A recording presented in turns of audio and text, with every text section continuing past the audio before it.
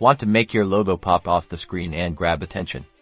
Let's dive into rendering a logo in Adobe Illustrator, transforming a simple design into a visually stunning masterpiece. First, let's start with a basic logo in Illustrator.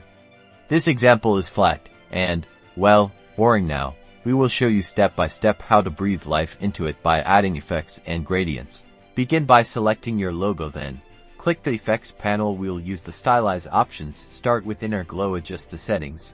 Maybe a subtle glow. Watch how it changes the appearance of your logo from flat to more detailed. Play with the settings, choose a color, adjust the opacity and blur. Notice the subtle depth this simple effect creates. Don't be afraid to experiment.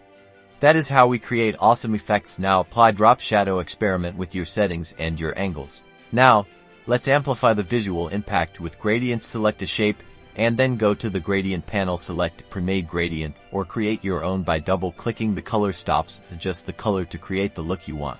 Next, let's adjust the gradient of the fill. Select the gradient tool, click and drag across the shape to define the direction. Using a combination of color stops, you can give your logo a three-dimensional look. As a final touch, add a highlight. This will give your logo that professional, finished look. Combining effects and gradients lets you create truly custom looks in the end.